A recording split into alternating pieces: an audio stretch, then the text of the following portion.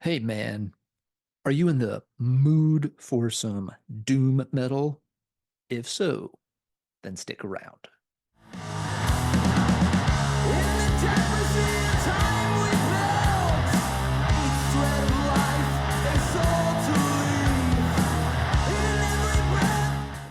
Hello there, my name is Alan, and I'm here on Heavy Metallurgy today to talk about the new album from Early Moods. This is a doom metal band from Los Angeles, California, and they released their second album on March 8th, 2024. It came out on Riding Easy Records, and it's titled A Sinner's Past. Early Moods has been on the scene for a few years, having released two albums and an EP, and they play a very straightforward, quintessential style of doom metal. Their debut album was one of my favorites when it came out, so I was really excited to hear that they had a new one coming out. They've been touring a lot, hitting a lot of different parts of the country, so they are definitely, putting in the work, getting out there, hitting the road, and I hope it's paying off for them and helping to build up a bigger and bigger fan base. I was really bummed that I did not get to catch them live when they played the Southeast back during the winter of 2023. Just couldn't work it into my schedule. Like I said, the first album made a really big impression on a lot of folks. So, how does this second one, A Sinner's Past, stack up? Well, Early Moods is once again operating in the exact same style. There's no giant changes, the lineup is stable, so they're giving you exactly what you would expect them to based on their previous offerings. Their style is kind of just this perfect blend of a lot of big name Doom acts from the 1970s and 1980s. You've got a dose of Witchfinder General, Death Row era Pentagram, Candlemass, all that kind of good stuff in here. Absolutely. And the thing that Early Moods does really right with all of it is that they don't go over the top. They don't make it cheesy in any way. There's no silly artwork. There's no ridiculously, tongue-in-cheek kind of occult lyrics or anything like that. It's no frills, no bullshit, just solid traditional doom metal. And they do it extremely well. Let's talk about some of the songs on the new album. They start off really well with a track called Last Hour. It's a relatively energetic number, a good one to start the album with.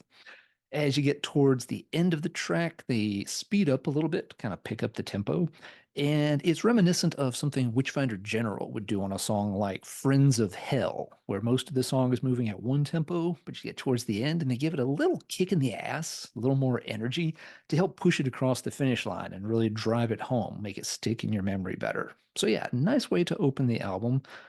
Solid nod to Witchfinder General for sure there.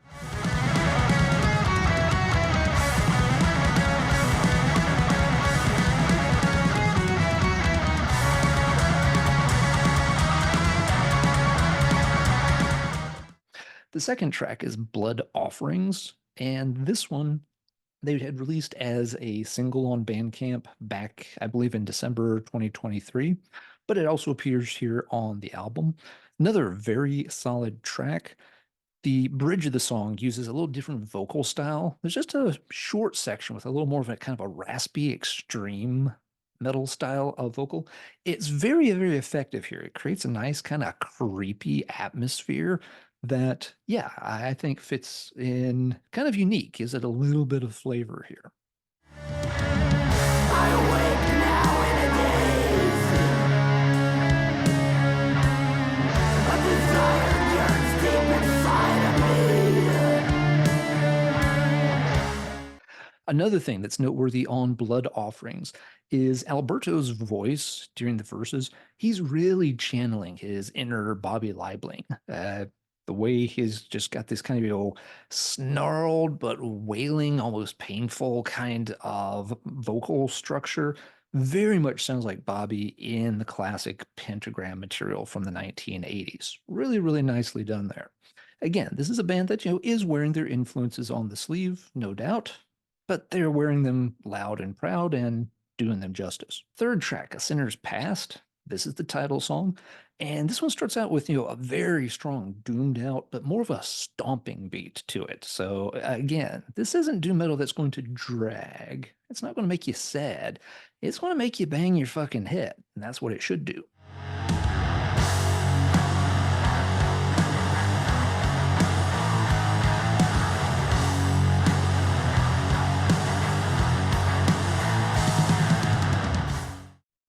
So yeah, Sinner's Pass starts with that great riff and that great beat, but the song isn't one-dimensional. They move on from that and put the song through its paces for the rest of its duration. And that's something I think Early Moods does really, really well on most of their tracks. Most of the songs on here are between 5 and 6 minutes apiece. If they stuck to just one central riff or one pacing the whole way through, these songs probably could get a little tired by the end of some of them. However, Early Moods doesn't do that. They're very good about how they structure their songs. They've got these mapped out where they're going to move through a few different parts and sections so that they keep you on your toes. The song is not just going to be, a one note pony from start to end. In this regard, they remind me of another excellent California band active these days, Night Demon. The songs are short, not too long, but they still take the time to mix them up a little bit. There's no huge tempo changes. They're not like jumping around through all kinds of crazy time signatures or anything like that. They're just making sure that every song has some distinct parts so that you can hear things change as you work from start to finish. You hear that really nicely on a track like A Sinner's Past. All right, a couple of other tracks worth shouting out on the album. Track number 5 is called The Apparition. This is the slowest and heaviest number on the album for sure.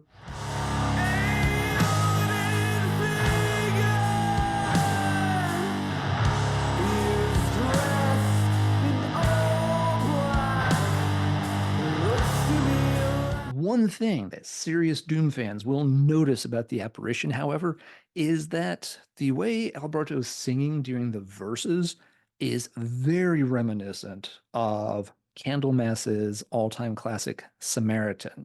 You can almost hear Messiah. You feel like you could kind of hum or sing the words to Samaritan right along with the main vocal lines of The Apparition. So, yeah, maybe cheating a little bit from the Candlemass paper there, guys. But hey, if you're going to copy something, I figure you should always copy one of the all-time greats. And Samaritan's about as good as it gets in anybody's catalog. So, yeah, great song, heavy song, but I can't shake that vibe that it's very, very similar to Samaritan. Also, in the last few tracks, you have Hell's Odyssey. This one's a little longer than some of the other tracks at just over 8.5 minutes. You get the feel this was supposed to be kind of, the bigger, slightly more epic track.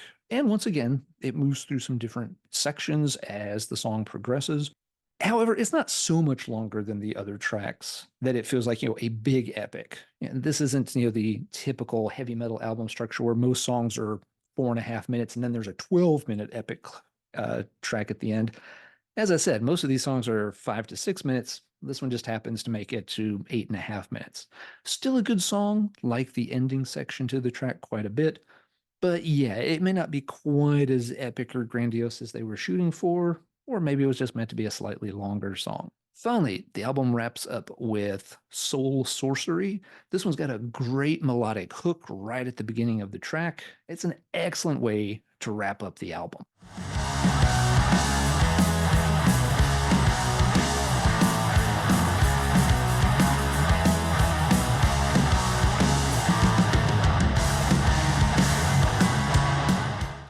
All right, and so there you have it. You've got 8 slabs of really solid doom metal, total running time of about 49 minutes.